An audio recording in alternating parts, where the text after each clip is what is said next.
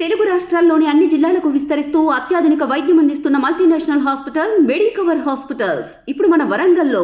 రాహుల్ ఈశ్వర్ కుమార్ అనే ఆయన మీద ఇద్దరు వ్యక్తులు కత్తితో దాడి చేసి ఆటోలో వేసుకుని పారిపోయారనేది దాని మీద ఒక 3 నాట్స్ కేసు చేసింది. ఆ కత్తి కోట్లకు గురైనటువంటి వ్యక్తి సాహు ఈశ్వర్ కుమార్ అనే ఆయన ఆరోగ్య హాస్పిటల్ ట్రీట్మెంట్ పొందుతూ అక్కడి Kothagudem government hospital Singareni hospital చెప్పారు. అక్కడ నుంచి సీరియస్గా ఉందంటే ఖమ్మం ఆరోగ్య హాస్పిటల్ తీసుకుని అక్కడ ట్రీట్మెంట్ పొందుతూ చనిపోయినారు. 7వ తారీఖు చనిపోయింది ఆరోగ్య హాస్పిటల్. దాని మీద సిఐ 2 టౌన్ గారు రమేష్ గారు తన సిబ్బందితో ఈ శ్రీనాథం చేసిన తర్వాత ఆపరేషన్ చేసి శ్రీనాథం చేసి కేసు ఇన్వెస్టిగేషన్ చేశారు. ఈ ఇన్వెస్టిగేషన్లో రకరకాల విస్తుగొల్పే నిజాలు బయటకు వచ్చాయి. ఏదైతే చనిపోయినటువంటి వ్యక్తి ఉన్నాడో ఆ వ్యక్తి ఒక 15-20 సంవత్సరాల క్రితం ప్రేమించి ఒక ముస్లిం అమ్మాయి పెళ్లి చేసుకుంటారు.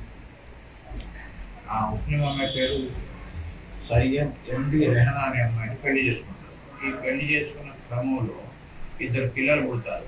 అంటే ఒక బాబు ఒక పాప ఉంటారు. ఈ మధ్యకాలంలో ఈమెకి ఆరిక రమేష్ అనే వారితో ఒక అక్రమ సంబంధం ఏర్పడుతుంది. ఈ అక్రమ సంబంధం భర్తకు తెలిసి ప్రశ్నిస్తారు. ఫోన్లో తరచుగా మాట్లాడుతుంటే ఎందుకు మాట్లాడుతున్నాయి ప్రశ్నిస్తారు. ఈ ప్రశ్నిస్తే దాని మీద అక్కడ ఈ కాలనీ ఆ సింగరేణి జీఎం కంప్లైంట్ చేసి తనకు ఏదైతే ఆరిక రమేష్ అది అక్రమ సంబంధం ఉన్నటువంటి ఎవరైతే ఉందో రేహానా అక్రమ ఆరిక రమేష్ వాళ్ళ ఇంటికి ఎదురుగా క్వార్టర్ ఉంటాడు. ఎక్కువ జీఎం కంప్లైంట్ చేసి క్వార్టర్ ఖాళీ చేసి పంపించేస్తారు. పంపించిన తర్వాత ఇక ఈ రమేష్ అనే వ్యక్తి ఈమెతో తరచుగా మాట్లాడటం, భర్త చూడటం, భర్త ఈమెను ప్రశ్నించడం, ఈమె రమేష్ దగ్గర మాట్లాడడం ఇదంతా జరిగి ఏదో విధంగా భర్తని తొలగించాలనే ప్లాన్లో భాగంగా ఆరిక రమేష్ ఈమె రెహానా అనే చెప్తుంది.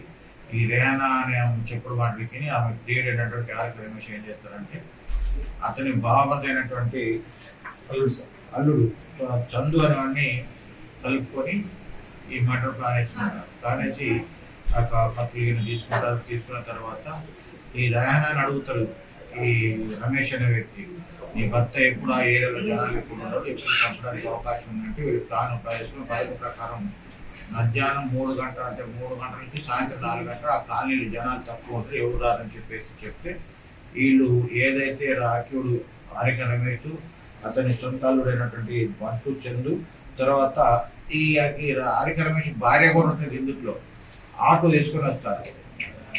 ఆటో వేసుకొని ఆ ఏదైతే చనిపోయిన ఇంటి దగ్గరకు వచ్చేసి ఇక్కడ ఆమె సైగ చేస్తారు అనమాట. ఇక ఇక్కడే ఉన్నారు ఎవరు లేరంటే ఈ ఆటో కాపలగా భార్య నుంచేసి ఈ ఆరిక రమేష్ భార్య నుంచేసి ఇద్దరు కత్తులు తీసుకొని పోయి ఆమె తలుపు తీయపోసరికి భర్త తలుపు ఉన్నాడు. భర్త ఉండి తలుపు తీయకపోతే తలుపు నెట్టుకొని పోయి ఆ కత్తి పొట్టతో టపాటపా ఇద్దరు మాట్లాడుకుంటూ ఇద్దరు పొడిచేస్తారు. రమేష్ పడేస్తారు, అదే చందు కూడా పడతారు. తర్వాత ఆ బాధ తట్టుకోలేక ఏదైతే మృతులు ఉండో బయటికి పరిగెత్తుకోతుంటే బయటకు వచ్చి వేరే పోతే అక్కడ వాళ్ళని చూసి ఆటో వేసుకొని రెడీగా ఉన్నటువంటి ఈ భార్య ఆటో తీసుకుని వెళ్ళిపోతుంది. ఈ భార్య పోయేటప్పుడు ఏం చేస్తుందంటే ఈ రెహనాతో పారిపో ఇక్కడ ఉండబాబు అని చెప్పి పాయలు పడతారు. ఈ విధంగా అక్రమ సంబంధ నిపుణులతో ప్రియుడితో కలిసి పథక ప్రకారం ఈ హత్య చేస్తారు. ఈ హత్యని మన టోటల్ సిఐ గారు 2 రోజులు దీని తర్వాత వీళ్ళు చాలా దూరం ప్రయాణం చేస్తారు. ఈ కత్తిలో కడపడేస్తారు, తర్వాత రక్త మరకలు బట్టలో కడపడేస్తారు. వీళ్ళు తీసుకుపోయిన ఆటో కూడా అక్కడ ఉంది, అది వేరే ప్లేస్ లో ఉంది. అది ఇన్వెస్టిగేషన్ ప్రాసెస్ లో బాగా చెప్పలేము. అని ఆటోను కడపెడతారు.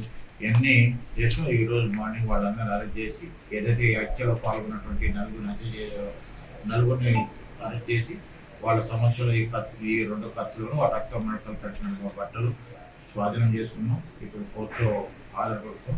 2 రోజుల్లో మర్డర్ జరిగిన 2 రోజుల్లో మన యొక్క ఇన్వెస్టిగేషన్ స్పీడ్గా చేసి ఎక్కువ వెంటనే పట్టుకున్నటువంటి మన భూటాన్ సిఐ రమేష్ గారిని ఎస్పీ గారు ప్రత్యేకంగా అభినందించారు. మరిన్ని వీడియోస్ కోసం ఛానల్ ని సబ్స్క్రైబ్ చేయండి. లేటెస్ట్ అప్డేట్స్ కోసం వాట్సాప్ ఛానల్ ని ఫాలో చేయండి. అండ్ లింక్ డిస్క్రిప్షన్ లో ఉంది.